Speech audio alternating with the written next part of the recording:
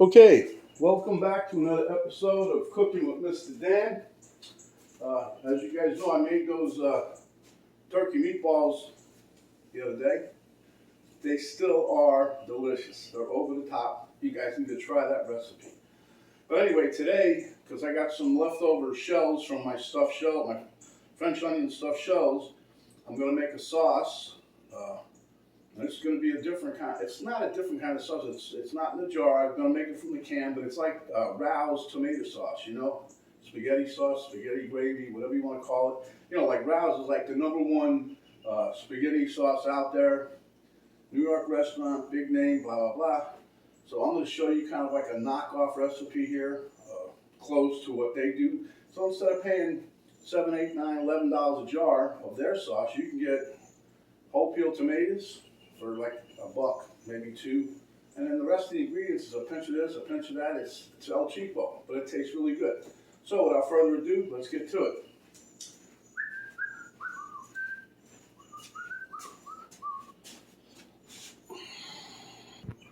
Okay, so I'm making just a small batch, but you know, I always say, my grandma used to say, you're gonna make it, make a big batch, but Penny and I are just by ourselves, so this would be enough for us for a couple, 3 meals anyway.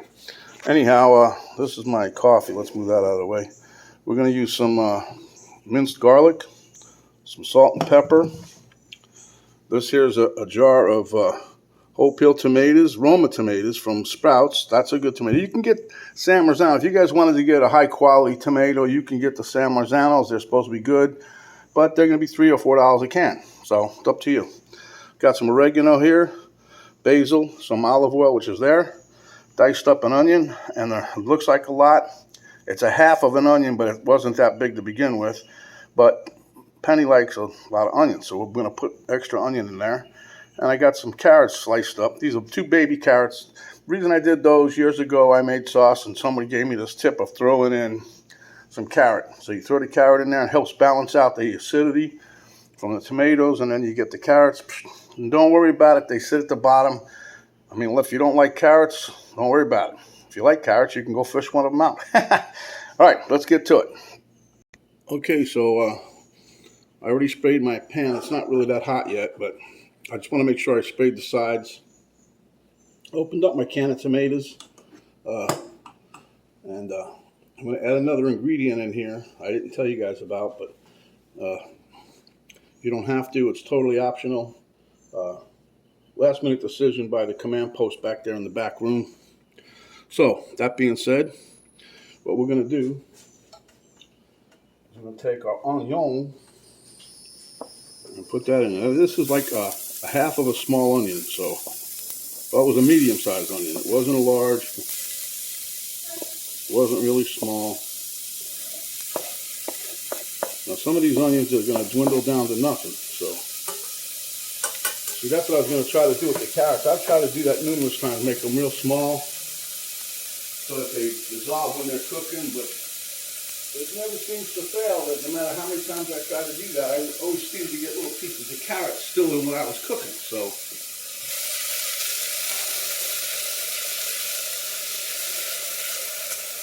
I'm going to lower this heat back a little bit, because I don't want nothing to get burnt. No burning in this kitchen.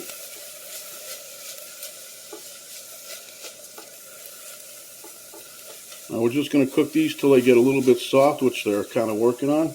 And now I'm going to throw my carrots in, because they're going to take a while. I just want them to soften up also, and they're going to release some juice. The sweetness of the carrot will help balance out any type of acidity that's in the sauce. So it's a little trick, so you don't have to use, real sugar or honey. I've seen all kinds of tricks people do with that.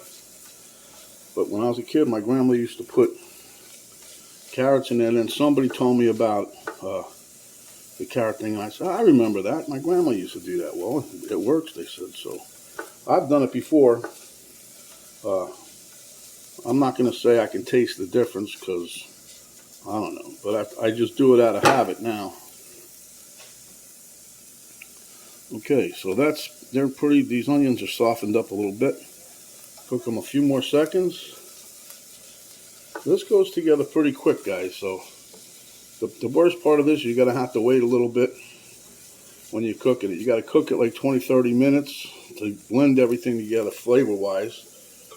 And then you got, at the end, you get to decide whether you want to have it a little chunky. You can use a potato masher to mash up your tomato, even more than what I'm going to show you now.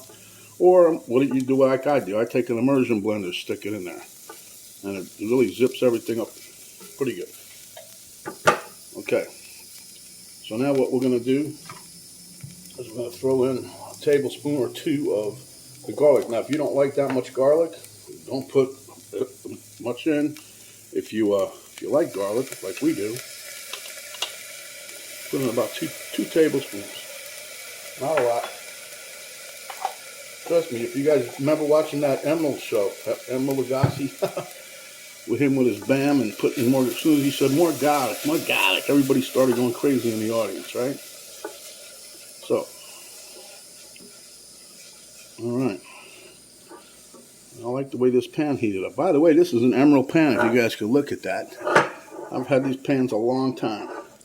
And I went looking for this pan. I like the set the way it looked. We got it at, I think it was Macy's or somewhere. Or it could have been Dillard's, I don't know. One of them high-end pukey stores. Anyway, this here, about a little sprinkle of pepper flakes, not many. That came from the head shed in the back.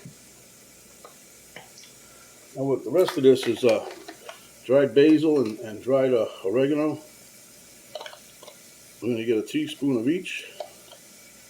Throw it in there.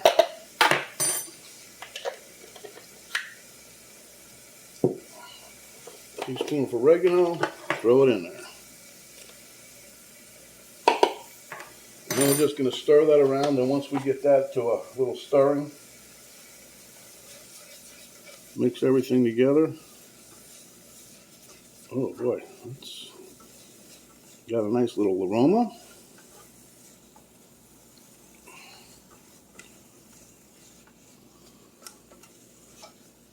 About half an onion. Don't look like half onion no more.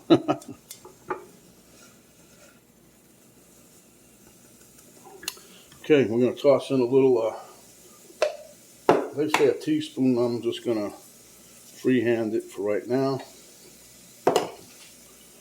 That's all going to go to taste anyway. Okay, so if your hands are clean, let me rinse mine off one more time.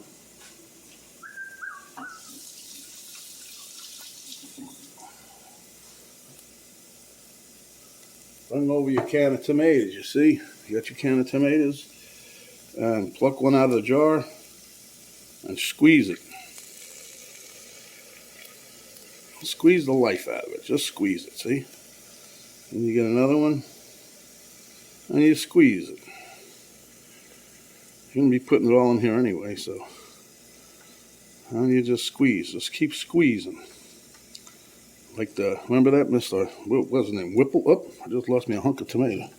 A hunk of humper. That was an Elvis imitation, if you guys didn't know. That's why I don't sing, I guess. All right. And we try not to make a mess of the floor because my significant other just mopped up the floor earlier for make it look nice. I'm squirting this stuff everywhere. Oh my gosh, I've never done this before. I mean, I squeeze tomatoes, but I never make a mess like this. This is terrible. Going everywhere. I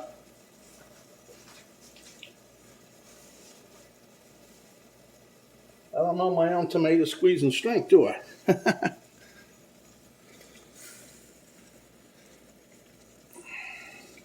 Now, you don't have to do it like this. You can actually just use your whatever stirring device you're using to break up the tomato.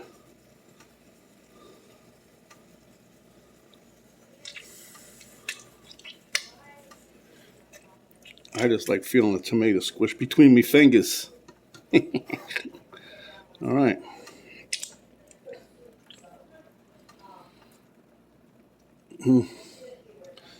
Okay. Then we'll take the rest of the juice here because we don't want to waste it. Pour that in. Now, if there's any remnants in the can, which just has just a little bit, just put a little liquid in there so you get all the nummy flavor. All right. Now we're going to bring that up to a little bit of a boil.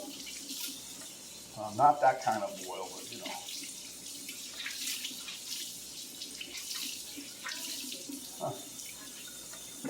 I'll bring this up to a little bit of a boil, and I'll clean my mess up while we're waiting for that. But at any rate, we're going to bring this up to a boil, then we're going to bring it up to a low simmer, and we're going to simmer this bad boy for about 20-30 minutes, like I said. Stirring along the way, and that should be that. We'll show you what we got when we come back. Oh, good grief, Charlie Brown. I almost forgot about my olive oil. You got to add some olive oil in there, huh? That's the flavor of that's what tops off the sauce. And that wasn't even a quarter of a cup. I just threw some in there.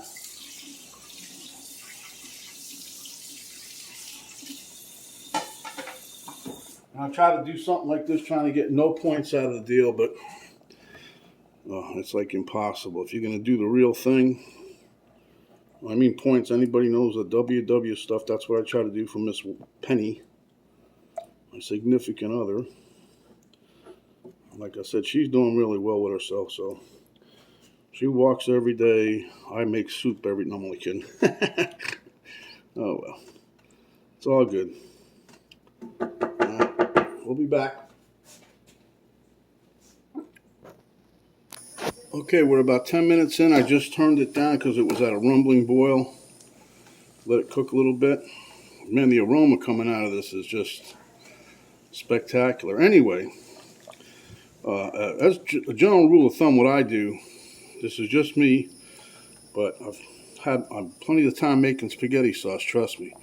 But you have it on the stove. Every time you walk past the pot, stir it. And if there's people there, tell them the same thing. If they go to the bathroom, make sure you wash your hands. But come by this kitchen again, stir the pot. That's one of the secrets to having a good sauce. It don't stick to the bottom. It doesn't burn that way. You know, sometimes people will not pay attention. And the sauce, we leave it cooking and boiling, and then it starts coagulating or whatever at the bottom of the pan. The sugars and everything from the tomato and whatever else you put in there starts getting a burnt, crusty thing on the bottom. Then your tomato sauce tastes like you know what. You know, there's another guy in it, every time he says something bad, he goes, wah, wah. But anyway, that sounds like Affleck to me, so we won't do that. But anyhow, right now I got this thing simmering. We'll let it go for probably another 10, maybe 15 minutes, and we'll be back. Okay, so I got my sauce here pretty much at the 20-minute mark. So what we're going to do, I'm going to take my immersion blender. I like it a little silky. I don't like all the chunks out of it, but try to get the majority of it out.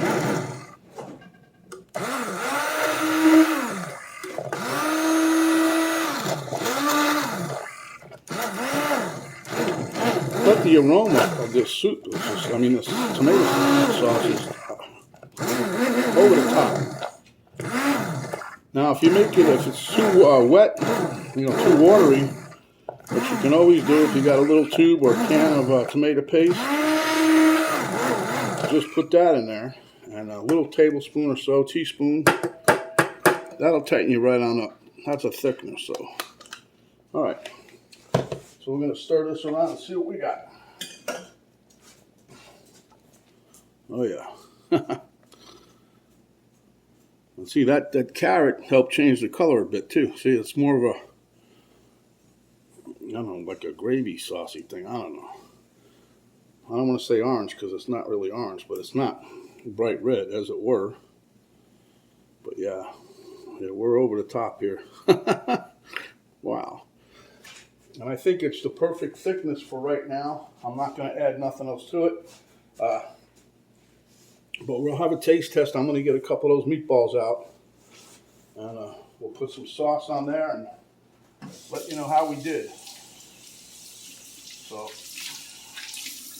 like I said, every time you walk past that thing for 20, 30 minutes, Just give it a little stir, see? All right, let me get my meatballs and stuff, and we'll be back. Okay, so now's the time you want to taste for your seasonings, okay? I mean, look at this sauce. Tell me this don't look good. Come on, guys. Okay, so give it a little taste.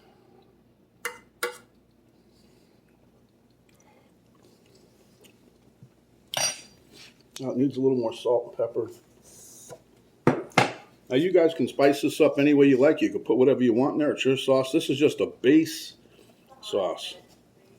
Okay?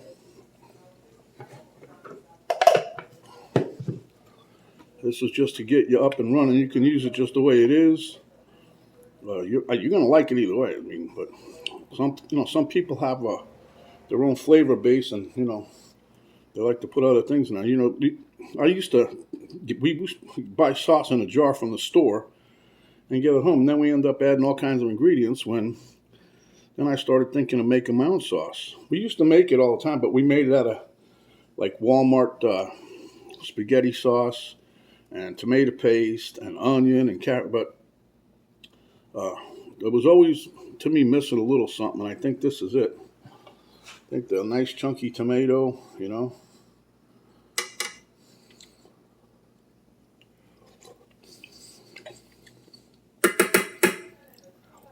Yep, I think that did it. The extra little pinch of salt there. The onion flavor, it's all there. Now you can also, which I might do later on, chop up some parsley. Definitely you can mix up some parsley in here. Matter of fact, I might have some dry parsley. Let me see. Here we go. This is what happens to me all the time. I make something one way, and then I start adding ingredients, and then gets out of control. I can't find it right now, so it'll just have to wait till later on. But anyway, let me get a couple of meatballs going out of the refrigerator, and we'll be back to show you what we got. Okay, I went and did it anyway. That's right, I chopped up a little bit of parsley here. Got my meatballs ready to go. I'm not putting too much. I don't want it to overpower anything, you know what I mean? But that's going to make I'm telling you guys, this is an easy sauce. Easy to make, cheap. That's what you want. And it's going to add some nice flavor. Anyway, we'll see you at the taste test table. Okay, guys, there you have it. I'm showing you the sauce. I got three meatballs underneath there. So we'll meet you at the table. Okay, hopefully you guys can see me. Camera girl's back there steadily working. Let me get a fork. I almost forgot my fork. Elmo forgot my fork. But anyway, give me a little taste test with my juicy, moist meatballs that I did here. Little sauce, meatball. Let's see what we got here. Meatball still nice and tender from the other day.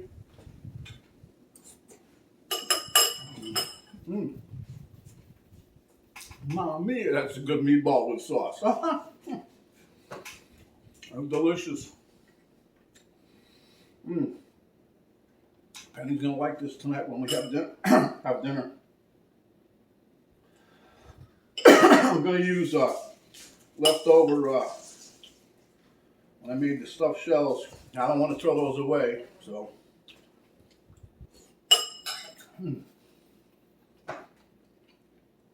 Jokingly around, I said, you got a week to work it off. So anyhow, this sauce is very tasty, very hot, but you guys are going to love it.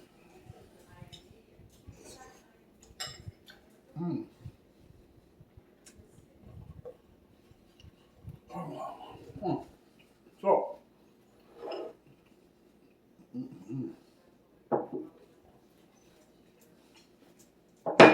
without further ado, let me get out of here. Got to clean up my mess. But anyway, you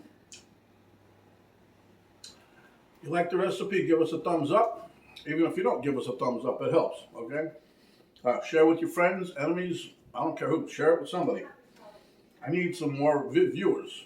But anyway, subscribe if you haven't yet, and when you do subscribe, little notification bell will pop in there.